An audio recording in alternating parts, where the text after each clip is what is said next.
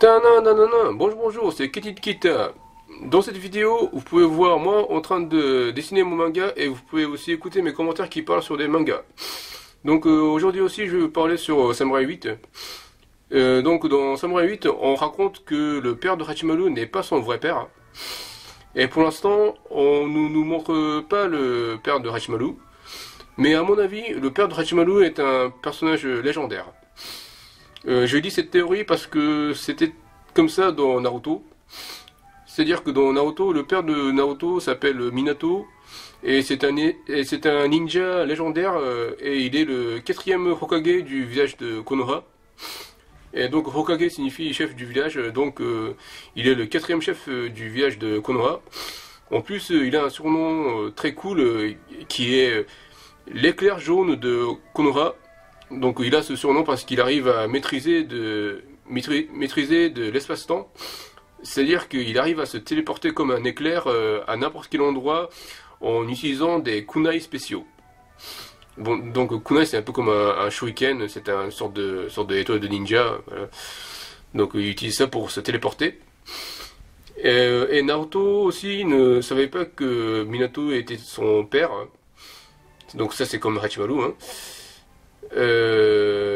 Voilà, mais finalement, Naruto réussit à le rencontrer et Naruto finit par devenir à son tour le prochain Hokage du village Konoha. Et les pères des autres héros du manga shonen sont aussi des personnages légendaires. Par exemple, dans One Piece, Luffy a un père qui s'appelle Monkey D. Dragon. Et c'est un célèbre chef des révolutionnaires qui tente de renverser le gouvernement mondial. Et il est surnommé Dragon le révolutionnaire. Sinon, dans Dragon Ball, le père de Son Goku s'appelle Bardak. Et lui aussi, c'est un guerrier Saiyan légendaire qui s'est battu contre Freezer. Et donc, Son Goku aussi est un fils d'un père légendaire. Dans Hunter x Hunter, Gonfrix a un père qui s'appelle Jinfrix, et lui aussi c'est un personnage légendaire. Jinfrix est un hunter légendaire, et Gon aussi décide de devenir un hunter et de partir à l'aventure pour le retrouver. Parce que Jinfrix il a laissé tomber Gon quand il était tout petit. Voilà, c'était un père assez irresponsable. Ouais. Sinon, dans Bleach, Ichigo Kurosaki a un père qui s'appelle Isshin Kurosaki. Et lui, c'est un docteur qui dirige sa propre clinique. Mais il est aussi un capitaine de la 10e division du Gotei 13. Donc, lui aussi, c'est un guerrier légendaire. Donc, Ichigo aussi est un fils d'un père légendaire. En plus, la mère de Ichigo aussi est un personnage légendaire. Elle s'appelle Masaki Kurosaki et c'est un Quincy. Ça aussi, c'est un clan des guerriers humains légendaires qui se battent contre des Holos. Donc, Ichigo est un fils entre deux guerriers légendaires. Voilà, c'est vraiment un élite. Voilà. Donc c'est vraiment un cliché du manga shonen, mais il existe aussi beaucoup de mangas shonen qui respectent pas ce cliché. Sinon, j'ai l'impression que c'est plutôt le manga shonen d'aujourd'hui qui ne respecte pas beaucoup ce cliché. Par exemple, The Promise of Neverland est un manga qui raconte l'aventure d'un orphelin qui s'appelle Emma, et on ne montre jamais son père. Enfin pour l'instant, le manga n'est pas encore fini, mais bon. Par contre, on nous a montré la mère de Rei, l'un des protagonistes de l'histoire, mais elle est aussi présentée comme un antagoniste de l'histoire, donc c'est une méchante. Voilà. Sinon, dans Assassination Classroom aussi, on ne montre jamais le père de Nagisa Shiota, le protagoniste de l'histoire. Par contre, on nous montre la mère de Nagisa Shiota comme un antagoniste.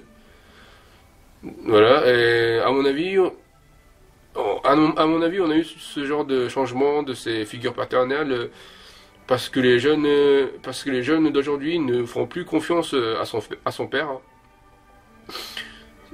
C'est-à-dire que j'ai l'impression que les pères d'aujourd'hui sont de plus en plus irresponsable. Il divorce tout de suite, il laisse tomber sa femme et son enfant, il n'arrive pas à protéger sa famille. Voilà, c'est à cause de ce genre de réalité que les figures paternelles du manga shonen ont de moins en moins d'importance. Donc le manga shonen prend bien en compte la situation de la société actuelle. Et maintenant je vais vous dire un cliché de Samurai 8 en chantant Watari Dori de Alexandros. I wanna fly so high, I know my wings are dry. 翼をげばって人は言う。その向こうにあるは無情。飛べるもの、落ちるもの。誰も見てない、気にも留めない。それでも飛び続けた。傷ついた言葉のせ運びたいから。追いかけて届くよ。僕ら一緒に羽ばたいて遠いかけて嘆いたよ。街は一層輝いて渡り鳥のように今旅に立つよ。ありもしないストーリーを描いてみせるよ。I wanna fly so far away with my guitar. 一人じゃないって人々は歌う。間違いじゃない、理想論でもない。ただ頼って生きたくはない。誰も来てない、気に求めない。それでも歌い続けた。傷ついたあなたを笑わせたいから。追い風届けるよ。僕ら一緒に羽ばたいて遠い過去を背負ってた。あなたを未来へ運ぶよ。渡り鳥のように今群れをなして大それた四重奏を奏で終える日まで。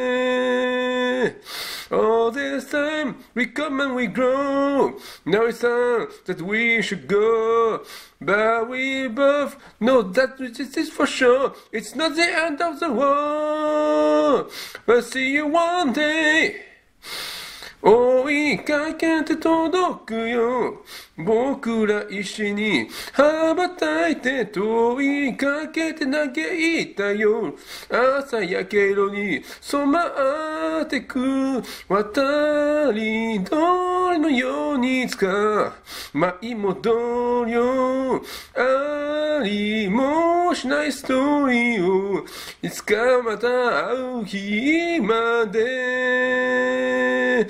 On attend d'en savoir des bras qui se fait couper. Voilà. On a tendance à avoir des bras qui se fait couper dans Samurai 8. Parce que Samurai 8 est une histoire qui montre des combats entre des samouraïs cyborgs. Donc on nous montre des combats violents avec des katanas. Donc on voit souvent des parties de corps qui se fait couper. Et on arrive à montrer des actions qui sont trop violentes parce que c'est un combat entre des... On arrive à montrer ce genre d'actions qui sont trop violents pour un manga shonen parce que c'est un combat entre des cyborgs. Parce que si c'est un combat entre des êtres humains, il serait trop grotesque pour un manga shonen. Trop gore pour un manga shonen. Ce genre de méthode est utilisé aussi dans World Trigger. Mais il existe aussi des mangas comme Hunter x Hunter qui nous montrent sans hésiter des scènes gore. Donc Hunter x Hunter c'est un peu comme c'est plutôt une exception de manga shonen. Ouais. Parce que Togashi, l'auteur de Hunter x Hunter, c'est un auteur qui a beaucoup de problèmes. Ouais. Mais en principe, l'auteur de manga shonen fait attention à ne pas trop montrer des scènes gore. Enfin bon, voilà. C'est tout pour aujourd'hui. Veuillez me suivre sur mon Twitter, l'adresse est @KettyStation et veuillez lire mon manga sur Manga Draft. Merci beaucoup, Sonora.